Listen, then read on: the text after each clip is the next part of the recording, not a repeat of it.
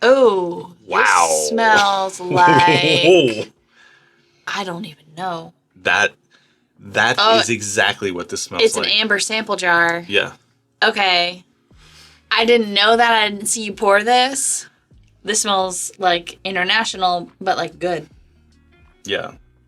Like non-peated scotch. It's kind of what it's giving me. Or like a international single malt. It doesn't necessarily smell like Irish. Irish. Irish. A little Irish. Hey, hi, welcome. Hi, I'm Erin. I'm Josh. We're Stuff and Whiskey. We don't know what we're tasting. This is blind.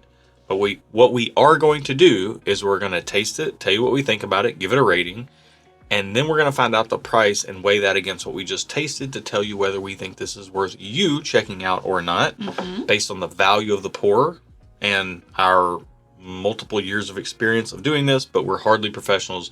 We're just hanging out, having fun, talking about whiskey and whatever other stuff comes up.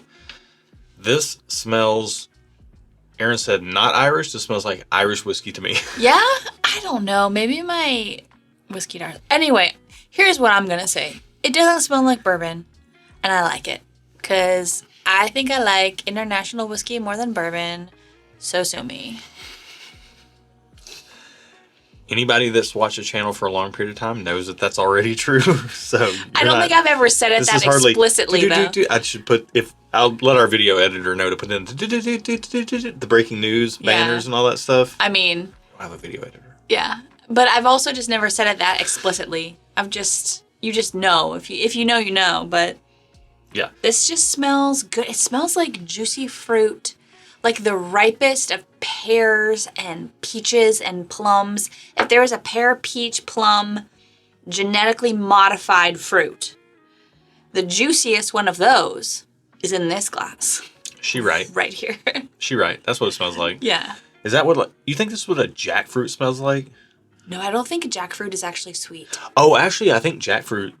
I think that's like a meat substitute for vegans, because I think it's like tofu. I think it makes the it like gets the flavor of whatever you cook it with. Oh, I think I'm conflating things then. I think jackfruit. I'm thinking of something else. I think it starts with a J. There's like basically in the whiskey world there is Malt, which is a liqueur and not a whiskey, but it's basically like alcoholic grape juice or grapefruit juice. It's way worse than that. Malt is awful, but there's a fruit. It's not good, but it's not awful. There's a fruit that I believe starts with J that is like the Malt of the fruit world. Okay. But I don't think it's jackfruit. Oh, okay. This smells like juicy fruit gum to me. Okay. Let's get it on the palate. It smells great. Cheers.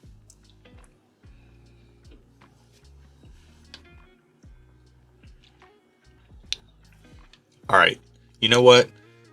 This is Pleasantville's mayor. Where I want to be in the world. This is very pleasant. It's not the greatest thing in the world.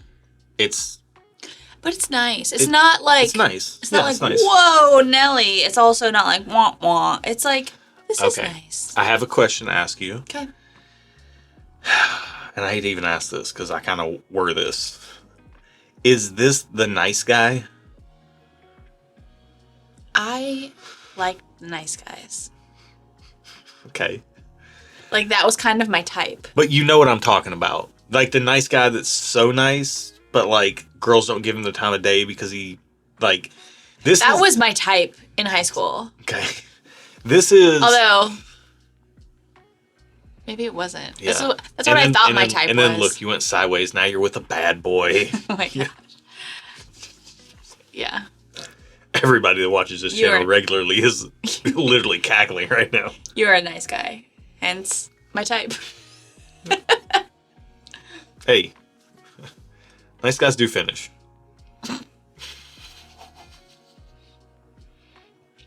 You can't say things like that while I have whiskey in my mouth. It's not fair. Okay. Okay. We're off the rails. I like this. I honestly can't think of anything specific to talk to you about this, so I'm not going to be a wealth of information for you. I just know that I'm enjoying what I'm drinking, and that's what this is about for me. I like it. The end. What did you say earlier? You said like pears, Peaches and peaches, and plum. plums. I agree with all that on the palate. But like they're all like together. Mm-hmm. It's not. They're not separate. Like I'm not getting separate flavors. It's like if you kind of think of those flavors being meshed together, that's what this tastes like.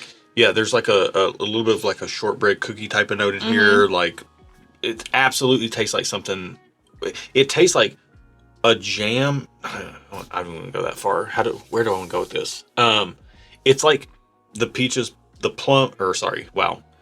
Might even be more apricot than peach, honestly. Pears, apricots, and plums. Pears, apricots, peaches, plums. The plum note is for sure in here. That's like a quite distinct note. Pear, too, for me. And that, too, yeah. And then it's on something that Pepperidge Farm sells that I've never heard of. It's like some word that I'm almost sure they made up. Pepperidge Farm branded liquor. Yeah. Yeah. Liquor, I just met her. Okay. Pepperidge Farm makes this. This is like if they could white label something, which is like when a brand puts their label on something. Like something that's already made. Yeah, this is if Pepperidge Farm white labeled whiskey. Yeah, that's what this is. This is the Pepperidge Farm of whiskey. Yeah. I'm not mad about it either. I'm not mad at it. And look, Pepperidge Farm's not blowing me away. We get their bread. I know. The bread we but get I'm is not Pepperidge Farm. running out the door. I'm not super excited for Pepperidge Farms.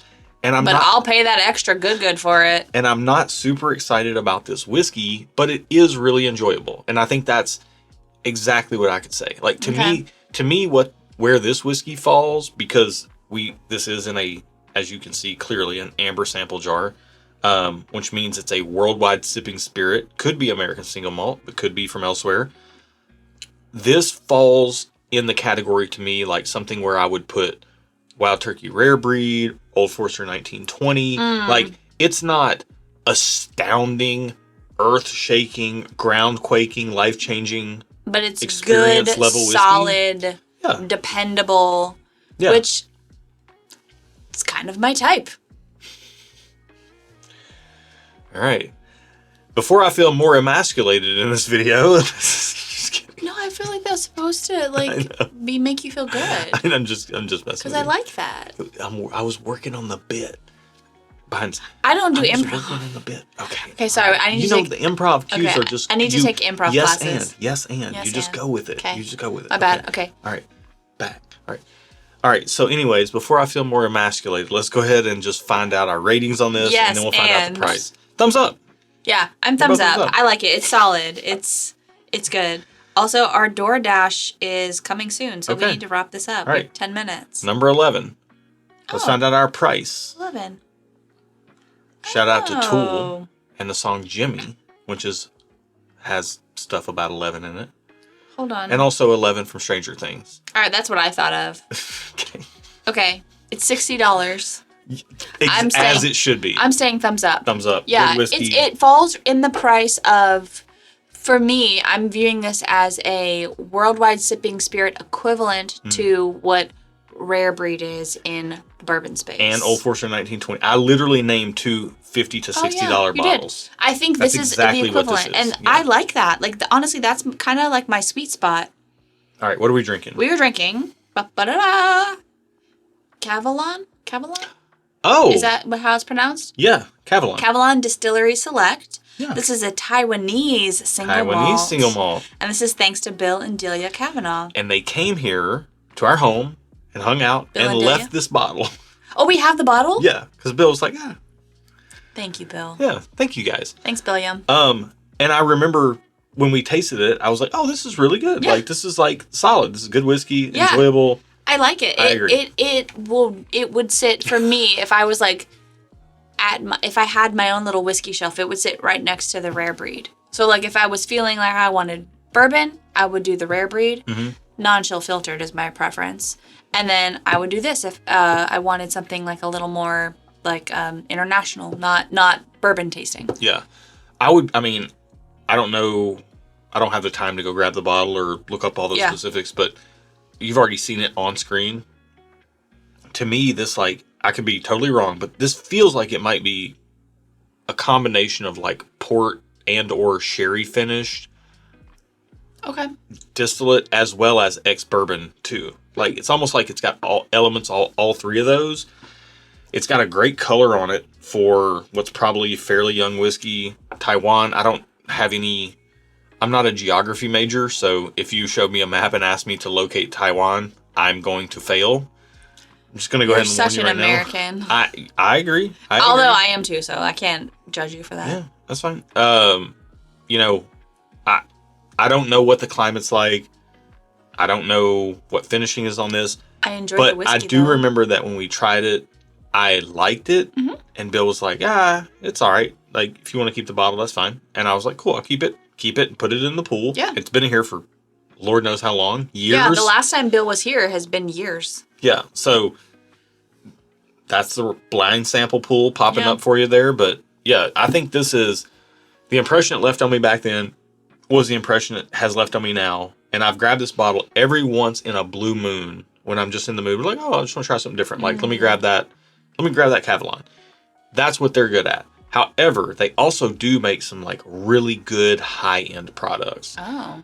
And I have had a chance, thanks to Bill, to try some of those high-end products. And they are, like, I feel like Kavalan's MO, and I would love for you to comment below if you're really familiar with Kavalan products. But what I'm over trying, probably, I'll call it a handful. You know, I could count on my fingers how many Kavalan products I've tried. But they've been in varying stages of price and all that stuff. I feel like their MO is offering appropriately priced whiskey for the quality that you're paying for. Yeah. I feel like this is. Some of their really good stuff that actually will blow your hair back, you're going to pay for it, but it's also going to deliver, and also their more inexpensive stuff is also going to be really enjoyable. Mm-hmm. Maybe not the most complex thing, but also just good. Generally good. So shout out to Kavalan for that. Let us know down below your experience with Kavalan. I'd love the comment section to be a resource for people watching this video. So if you have experience, comment and say why or why not. That's the most important thing. The why or the why not is the most important thing. Whether you liked it, whether you didn't, what you thought about it. Also, while you're down there, check out the very top of the video description. You don't even have to click see more. It's just right at the top. Our Patreon community, check it out. Talk whiskey all day long over on Discord with our online crew. We're not on Facebook. We're not anywhere else. We're on Discord. We are on Instagram, but not really. Don't email us. Don't message us. That's how much I use Instagram. Don't DM him on Instagram. That's what it's called. Because he never checks it. I send him reels all the time, and I have to force him to get on it to see the reels I sent him. I don't like social media, but I do love our Discord community. Yes. Come over there, hang out with me, hang out with everybody else. Also, we do barrel picks, and it's predominantly bourbon, some rye. Check that out over on Patreon as well if you want to get in our barrel club. Yep. We're basically your personal whiskey shoppers. So if you want to get in on that, that's been like a thing you're like on. Lately. Well, that's how I felt before we started doing our own barrel picks. Okay. I would go to there's 100 stores around us, and one store aligned with your palate. Yeah, aligned with my palate, and I would go to them, and I felt like they were my personal whiskey shopper. Yeah, that's fair. I like it. Yeah. Okay. So that's what we are to you. If you want, if you don't, you don't. Like, yeah. If you would like to like this video, that would help us out. YouTube's been weird with like algorithms. Algorithm's gonna algorithm, but like the video if you can. That'd be helpful. It's free. Also, thank you for watching. We really appreciate it. And be good to each other. And until next time, cheers. Cheers. I'm gonna eat this with my dinner. Eat this. It would go. I meant drink this while I'm eating dinner. This is really good. Eating. Is this the... I'm drinking while I'm eating. Drinking while I'm eating. Yes. Drink. Eat. I don't know if that's like actual American Sign Language, but... A little ASL. Yeah. ASL meant something different to me back in the day. It was chat room stuff. AOL chat rooms? What is ASL? Back in the day when AOL chat rooms? I remember those. Dial up? Yes. I'm familiar. ASL was age, sex, location, but it wasn't in a pervy way like it is now. It was just like a quick way to be like, how old are you? Where are you at? Yeah, who are you, girl or guy? Yeah.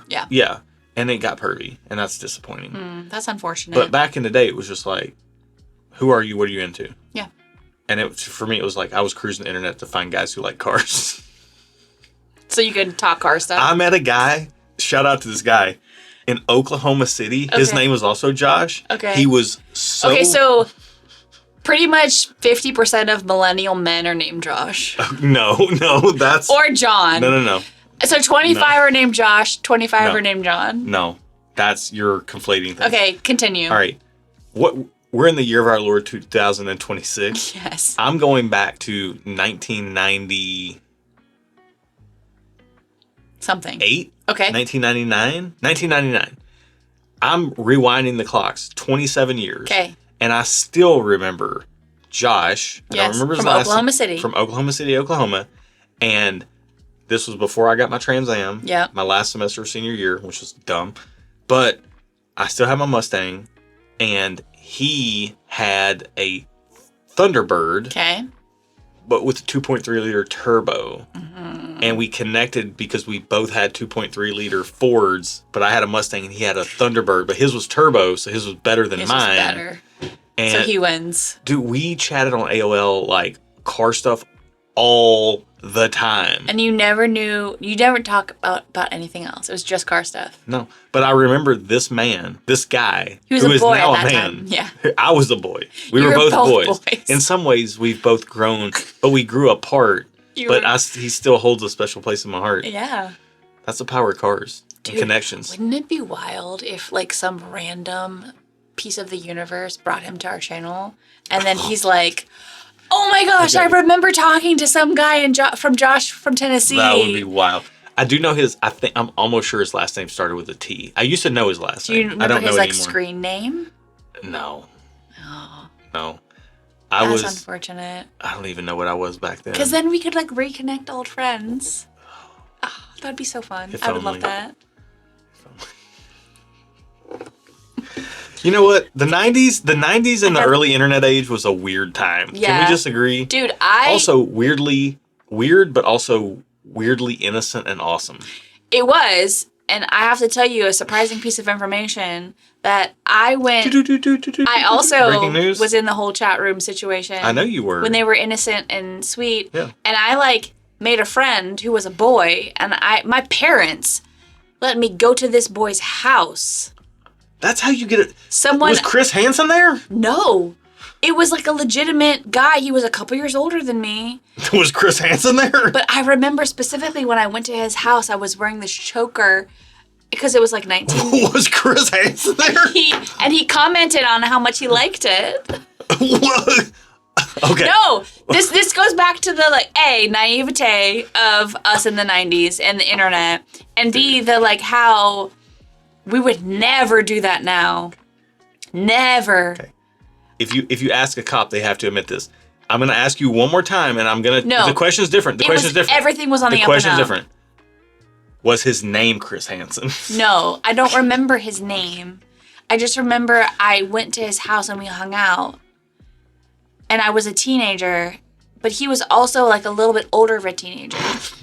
There's nothing about this is good. No, I don't. it wasn't safe. Like looking back, I'm shocked and appalled that A, I did that, and B, my parents let me do that. But it was the 90s. We I didn't. would never let Avery do that.